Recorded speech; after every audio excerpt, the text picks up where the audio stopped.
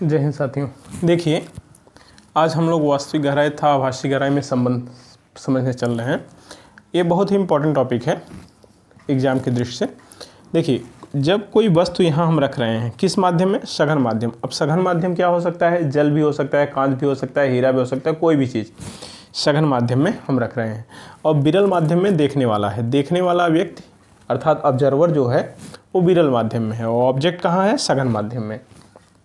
मतलब हम लोग ऊपर से देख रहे हैं, जैसे तालाब में मछली है मान लो देख रहे हैं, या कांच के अंदर कोई चीज़ है, टेबल पर लिखा हुआ है, उसके ऊपर कांच का प्लेट पड़ा हुआ है, ऊपर से देख रहे हो, तो इसका मतलब सघन माध्यम में वस्तु है और विरल माध्यम में देखने वाला है। तो देखने वाला व्यक्ति विरल माध्यम में है और वस्तु सघन माध्यम में है। देखिए कैसे हमें क्या दिखाई देता है। तो जब किसी वस्तु से चलकर किरण हमारी आँख में आती है तो वस्तु हमें दिखाई देती है। ठीक, तो इस वस्तु से जो वस्तु यहाँ रखे हैं, दो किरणें चलेगी। एक किरण देखो, ये एक सीधा सीधा ले जाओ, ले चाहे जैसे जा सकते हो। एक किरण तो ऐसे गई, इस वस्तु से चलने वाली किरण है, एक किरण ऐसे गई है। ठीक, और आप जानते हैं ये कोई वस्तु है, ये देखो ये वस्तु है। ठीक है, ये वस्तु है, वस्तु से चलने वाली जब यहाँ किरण गिर रही है तो अब माध्यम सघन है, मान लो जल है या कांच है, कोई भी चीज़ है, तो इस माध्यम से इधर जा रही है।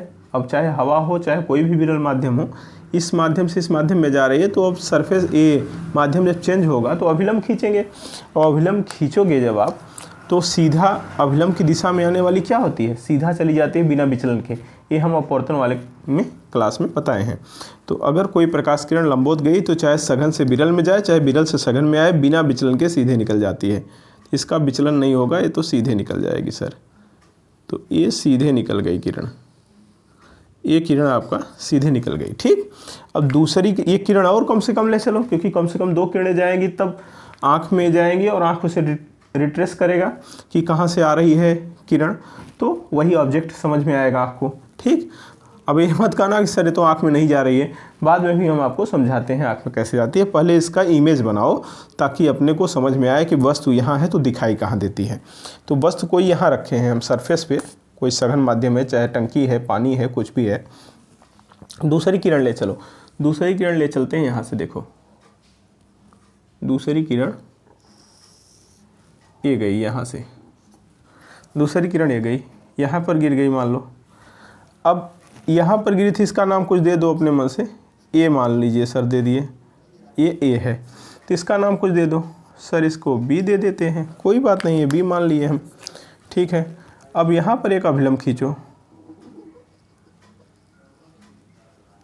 ये देखो अभिलंब हो गया।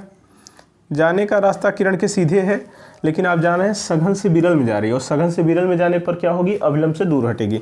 तो अभिलंब ए है, अभिलंब से दूर हटने का मतलब रास्ता जाने का क्या होगा सर? रास्ता जाने का ए हो किरण के। दूर हटने का मतलब दूर हट गई कि नहीं किरण? देख लो, और अपने जाने वाले रास्ते से दूर हट गई है। ठीक है सर, दूर हट गई पक्का, इसे हटा देते हैं, अच्छा लगेगा। तो दूर हट गई, सोच कर देखो। अब आँख में अगर एक किरण जाएगी, हालांकि आँख यहाँ है, बाद में अभी समझाते हैं आँख में कैसे जाएगी, तो इसका इमेज कहाँ बनेगा?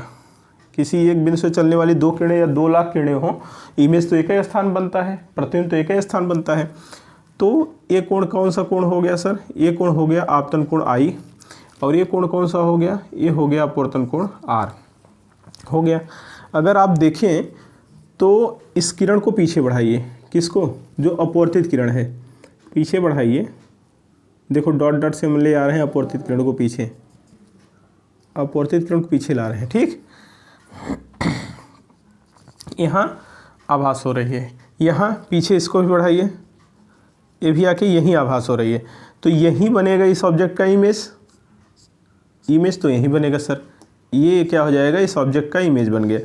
ठीक, अब होता क्या है कि हमको है तो वस्तु यहाँ, लेकिन ऊपर से देखने पर दिखाई देगी यहाँ। वस्तु है यहाँ, लेकिन देखने पर दिखाई देगी यहाँ। ठीक, तो अपने स्थान से कुछ क्या होगा? ऊपर उठा हुआ प्रतीत होगा। क्यों ऐसा हुआ? अपवर्तन के कारण। क्यों ऐसा हुआ? अपवर्तन के कारण। देखिए ये वाली किरण तो सीधे चली गई है, अगर ये किरण भी सीधे चली जाती तो पीछे बढ़ाते आप, तो ये यहाँ आती, ये यहाँ आती, वहीं काटती जहाँ है।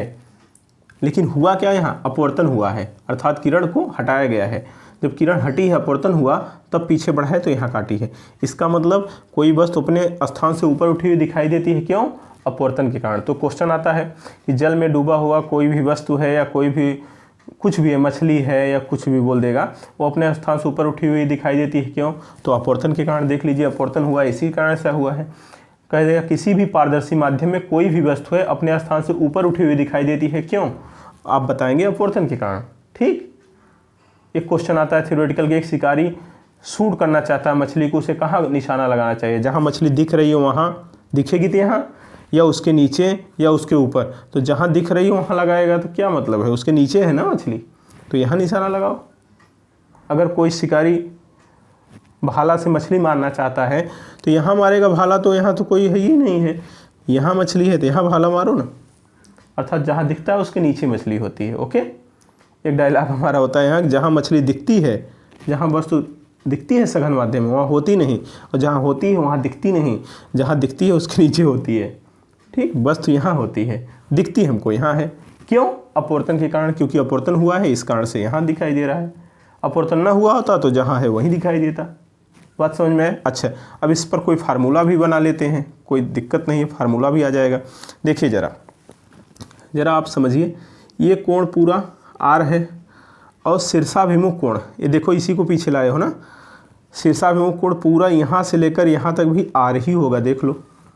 अच्छा, पहले आई वाला कंफर्म कर दे, तब आई का काम कर दे। आई ये है तो ये वाला कोण क्या हो जाएगा, एकांतर कोण। देखो ये लंब है, ये लंब है, देख रहे हो, ये ऐसे, तो ये आई है तो ये भी तो आई हो जाएगा, एकांतर कोण बराबर होते हैं, ये भी आई हो जाएगा। अच्छा है सर, ये काम हो गया अपना। अब ज़रा एक और भी बात समझ लो कि जितना यह कोण यहाँ से यहाँ तक है, उतना ही यहाँ से यहाँ तक भी होगा, उतना ही होगा कि नहीं, देख लो, शीर्षाभिमुख कोण आमने सामने बराबर होंगे। भाई ये आर है तो ये भी तो आर होगा, जी हाँ सर, ये भी आर होगा। अगर इतना आर होगा तो इसका मतलब इससे देखो, ये देखो, ये या एकांतर कौन आया, ये आया ना, देख लो सीधा सीधा।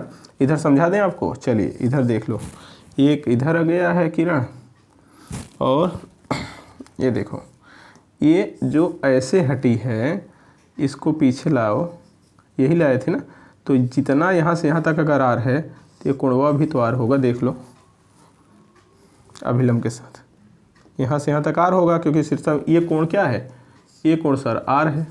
अगर ये कोण आर है अपवर्तन कोण, तो शीर्षाभिमुख कोण आमने सामने बराबर, ये भी आर होगा पूरा। अगर ये पूरा आर होगा तो ये वाला भी तो आर होगा, एकांतर कोण। इसका मतलब ये कोण क्या होगा, आर होगा। बस इतना समझ में आ गया तो मेरा काम हो गया है, इतना समझ में आ गया। अच्छा, काम ख़त्म, अब काम ख़त्म, लगा दो, अब फार्मूला आ जाएगा। चलिए स्नेल का नियम इसी में लगा दो, ये वाले में, स्नेल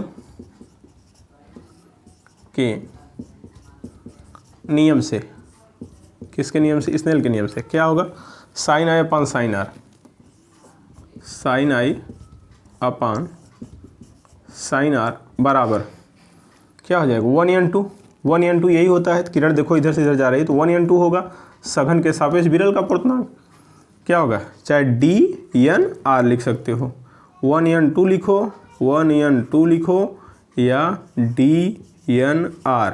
सर d(n)r क्या है, डेंसर के रिस्पेक्ट में रेयरर का अपवर्तनांक, d(n)r, या सघन के सापेक्ष विरल का पूर्णांक लिख सकते हो, आपके ऊपर है, सघन के सापेक्ष विरल का पूर्णांक।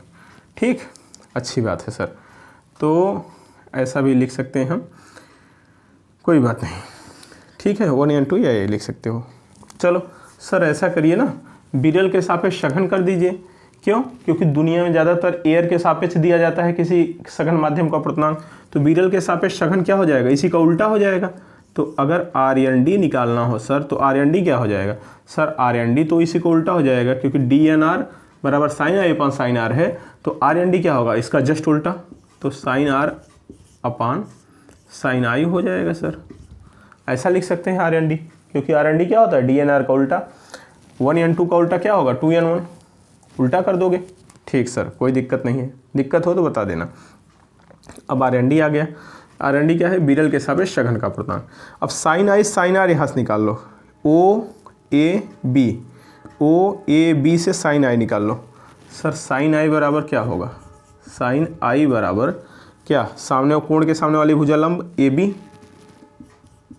ए बी अपान एक यहाँ से यहाँ तक ओ बी, कर्ण लंब बटे कर्ण ओ बी, और साइन आर बराबर क्या हो जाएगा, साइन आर, ये देखो साइन आर, तो लंब बटे कर्ण ए बी बटे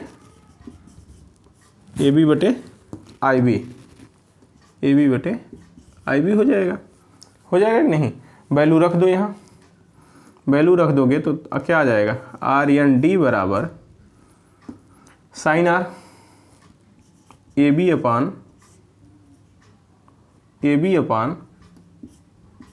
आई B upon sine I A B upon O B आ जाएगा। इससे जब ए बी से कट जाएगा क्या रिजल्ट आ जाएगा, ओ बी अपान आई बी, ये आ जाएगा। यहाँ तक किसी को कोई दिक्कत नहीं होनी चाहिए। आर एन डी बराबर O B upon I B, O B upon I B आ जाएगा। ए बी से कट जाएगा भाई, अब इतना गुणा भाग तो आता होगा, कोई दिक्कत नहीं है। चलो इसका मतलब आर एन डी बराबर इतना हम लिख सकते हैं। अब समझने वाली थोड़ी सी बात है, यहाँ मैं समझा दे रहा हूँ, देखो यहाँ समझा दे रहा हूँ। ये बताइए, ये आँख में किरणें नहीं जा रही है, आँख में तो किरण जा ही नहीं रही है, जबकि आँख में जाना चाहिए।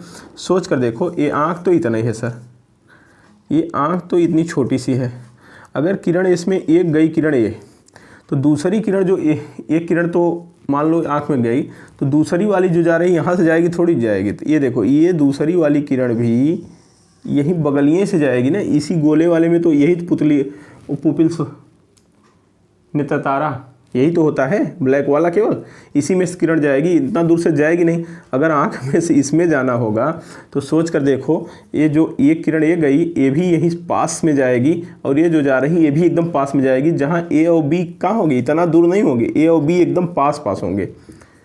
ए और बी इतना दूर होगा तो अखिए में नहीं जाएगा भाई, ए और बी एकदम पास होगा, तब किरण, एक किरण ऐसे जाएगी दूसरी ऐसे जाएगी, तब ना जाएगी। तो एक किरण ए वाली गई और एक किरण ये जो इधर से जा रही है वो भी इसी में जाएगी, तो ए और बी एकदम पास होंगे, और ए और बी इतना पास होंगे कि ए नियरली इक्वल टू बी हो जाएगा, एकदम ए और बी एकदम पॉइंट पे हो जाएंगे। ए और बी बहुत पास होंगे, बहुत पास होंगे। क्यों? क्योंकि आँख में जाना है तब ना दिखाई देगा। और इस केस में क्या हो जाएगा, जो ओ से बी तक दूरी है वो इतना पास होगा कि ओ से ए दोनों बराबर हो जाएंगे।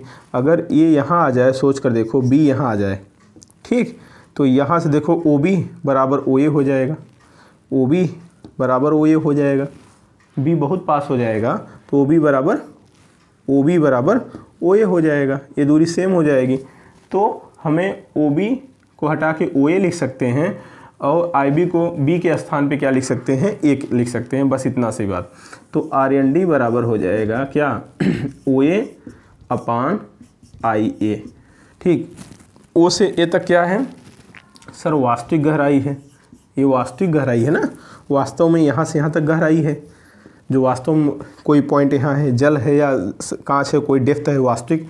और ये क्या है, ये तो आभास हो रहा है आपको, तो ए हो जाएगा क्या, आभासी गहराई, क्या आई ए बराबर क्या हो जाएगा, आभासी गहराई, ठीक। तो यहाँ से आभासी गहराई अगर हम निकाल लें तो क्या निकल के आएगा सर, आभासी गहराई बराबर हो जाएगा वास्तविक गहराई अपान आर एन डी, अर्थात अपवर्तनांक, या अपवर्तनांक बराबर विरल के सापेक्ष सघन का अपवर्तनांक बराबर वास्तविक गहराई बटे आभासी गहराई, ऐसा भी कह सकते हो। विरल के सापेक्ष सघन का अपवर्तनांक बराबर वास्तविक गहराई बटे आभासी गहराई, ठीक है, बात समझ में आया। अब इसका स्क्रीनशॉट लो और फिर हम लोग इस पर क्वेश्चन करते हैं। फार्मूला अपने पास है, चाहे आभासी गहराई बराबर वास्तविक बटे आर एन डी लिखो, चाहे विरल के सापेक्ष सघन का अपवर्तनांक अर्थात आर एन डी बराबर वास्तविक बटे आभासी गहराई। इसका स्क्रीनशॉट लो, फिर हम इस पर क्या करते हैं, क्वेश्चन लगाते हैं। देखिए एक क्वेश्चन सामने है कि जल में डूबी मछली की वास्तविक गहराई 12 सेमी है।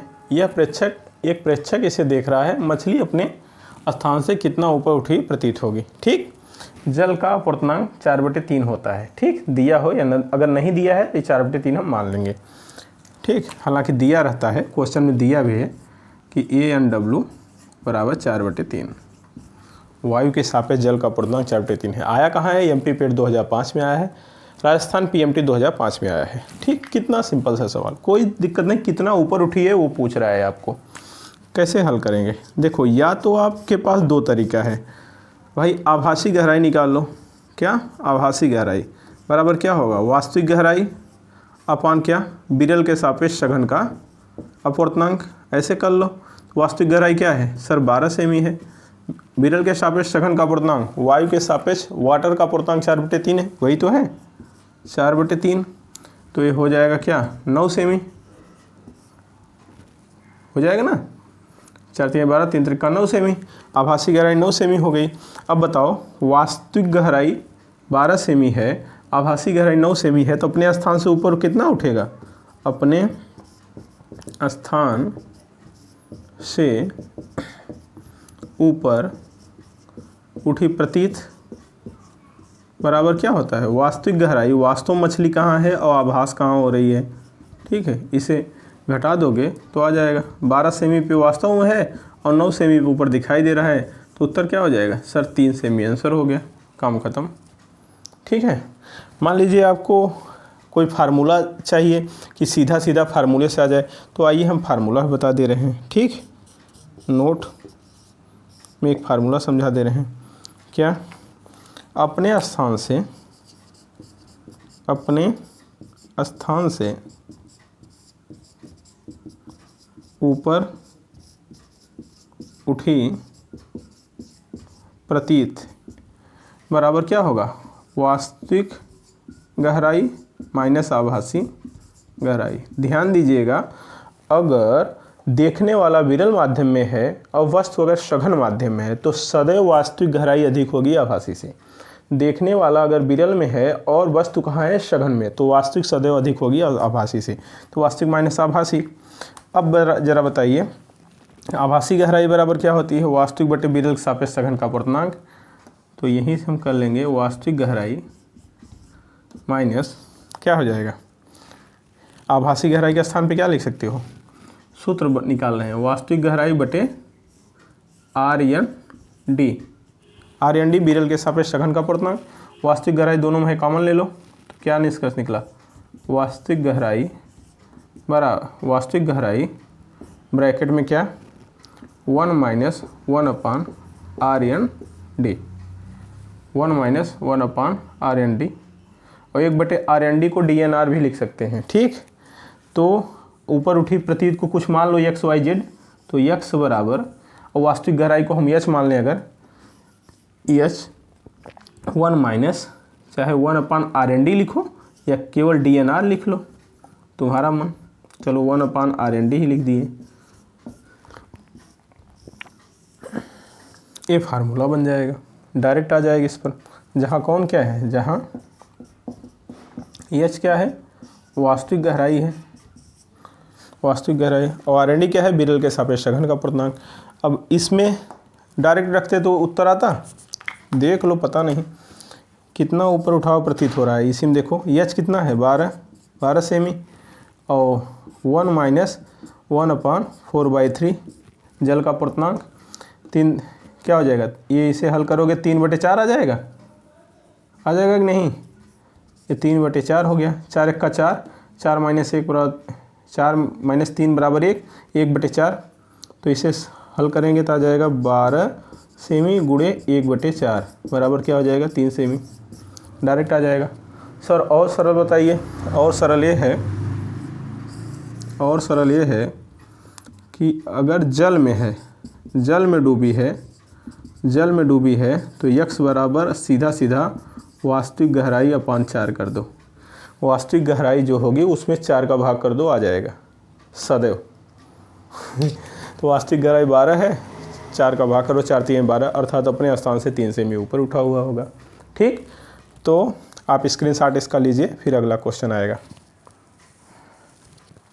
ले लिए होंगे। देखिए क्वेश्चन सामने ये पड़ा है, ठीक। किसी द्रव से भरे बर्तन की तली में बना चिन्ह 0.1 मीटर ऊपर उठा प्रतीत होता है। द्रव बर्तन में 1 मीटर तक भरा है। द्रव का अपवर्तनांक क्या होगा? कहाँ से? PMT 99 में आया, पंजाब PMT 99 में आया, उड़ीसा JEE 2012 में आया है, ठीक। तो क्या कर सकते हैं? कुछ नहीं सर, द्रव का अपवर्तनांक पूछा है आपको। क्या पूछा है? द्रव का अपवर्तनांक पूछा है। अपने को पता है क्या? पता है क्या? x बराबर अभी एक फार्मूला बताया, H1 - 1/RND। द्रव का अपवर्तनांक मतलब किसके सापेक्ष होगा? किसी द्रव का अपवर्तनांक या दुनिया में किसी चीज़ का अपवर्तनांक अगर पूछा है तो एयर के सापेक्ष निकालेंगे, अर्थात विरल के सापेक्ष सघन का अपवर्तनांक, डेंसर का अपवर्तनांक, लिक्विड का अपवर्तनांक, RND, यही तो पूछा है। ठीक सर, तो x दिया है, H दिया है, RND पूछा है। x क्या है? जितना मीटर ऊपर उठा है 0.1 मीटर। H क्या है सर? 1 मीटर। इसके बाद क्या है? ये है तुम्हारा RND। अब 1 का भाग करोगे वही रहेगा, कोई दिक्कत ही नहीं है। अब क्या करो, देखो इसे ब्रेक करो, क्या हो जाएगा? 0.1 बराबर 1 - 1/RND। RND 1/1/RND इधर लाओ, इधर इसे उधर ले जाओ, तो 1/RND बराबर 1 माइनस 1 यहीं रहेगा, ये जाएगा इधर माइनस हो जाएगा, 0.1 घटाओ तो क्या आ जाएगा? 0.9 आ जाएगा। 1 में से 0.1 घटाओगे क्या आएगा? 0.9। 1/RND बराबर 1/RND बराबर 0.9 आएगा। तो उल्टा करो, उल्टा करोगे तो RND इसे भी उलट दो, इसे भी उलट दो, ठीक। तो 1/0.9 आ जाएगा। 1/RND बराबर 0.9, तो RND बराबर क्या हो जाएगा? 1/0.9, और ये क्या हो जाएगा? 10/9। 10 हटाओगे तो क्या आ जाएगा? 10 यहाँ आ जाएगा। ये आंसर हो गया, यही आंसर है। देख लो, आराम से लगा लो, कोई दिक्कत? कोई दिक्कत नहीं। ये फार्मूला आपको देख लो, अपने स्थान से ऊपर उठा प्रतीत होगा तो ये लगा देंगे सदैव, ठीक है। अब साथ में एक बात और बता दें, ये तब वैलिड होते हैं क्या? विरल के सापेक्ष हम सघन का अपवर्तनांक आपको बताएं क्या होगा? वास्तविक गहराई बटे आभासी गहराई, यही तो बताएं। और ये कब है? जब देखने वाला विरल में हो, विरल माध्यम में हो, ठीक। और इस केस में आपको सदैव याद रखना होगा कि वास्तविक गहराई क्या होगी? सदैव ज़्यादा होगी आभासी गहराई से, सदैव, कोई शक नहीं। वास्तविक सदैव अधिक होगी आभासी से। कभी कभी यही पूछ लिया जाता है। लेकिन अगर आपको ये कहा जाए, मान लो मछली इंसान को देखे ऊपर, तो मतलब जब देखने वाला सघन में हो सघन में हो, जब देखने वाला सघन में हो तब क्या होगा? तब आप फार्मूला विरल के सापेक्ष सघन का अपवर्तनांक बराबर आभासी ज़्यादा होगा इस समय वास्तविक से। तो आभासी ऊंचाई, अगर मतलब जल के अंदर से कोई ऊपर देख रहा है तो आभासी ऊंचाई लिख सकते हैं, ऊपर हो जाएगा ऊंचाई बटे वास्तविक ऊंचाई, ये फार्मूला हो जाएगा। और आपको पता होना चाहिए इस केस में सदैव आभासी ऊंचाई अधिक होगी वास्तविक ऊंचाई से, ठीक है। आभासी सदैव अधिक होगी वास्तविक से। अगर देखने वाला विरल में है तब ये फार्मूला लगेगा, और 90% यही आता है। लेकिन देखने वाला अगर सघन में है तो विरल के सापेक्ष सघन का अपवर्तनांक आभासी बटे वास्तविक होगा। इस केस में आभासी ज़्यादा होगा वास्तविक से, और जब देखने वाला विरल में होता है तो वास्तविक अधिक होगा आभासी से। विरल सघन का मतलब समझ में आया? जैसे मान लो कि हम लोग हवा में हैं, मछली देख रहे हैं ऊपर से, हम हवा में हम मछली देख रहे हैं तो हम विरल से सघन हुआ, ठीक। लेकिन अगर मछली हमको देख रही है तो सघन से विरल में हुआ, ठीक है। तो सघन से विरल में अगर देखने वाला कहाँ है? सघन में है, तो ये फार्मूला लगाएंगे, और देखने वाला विरल में है तो ये फार्मूला लगाएंगे, ठीक। कोई दिक्कत नहीं, स्क्रीनशॉट ले लीजिए, ठीक है। और फिर आपको हम होमवर्क दे देते हैं। देखिए एक क्वेश्चन है आपका होमवर्क, इसको आप सॉल्व करके इसका उत्तर कमेंट में ज़रूर दीजिएगा। हम आपके कमेंट का इंतज़ार करेंगे, ठीक। अगर आपने लेक्चर अच्छे से देखा है तो शायद इसका उत्तर आराम से दे पाएंगे। ठीक है, और चैनल को सब्सक्राइब कर लीजिए। ठीक, मिलते हैं अगली क्लास में। धन्यवाद।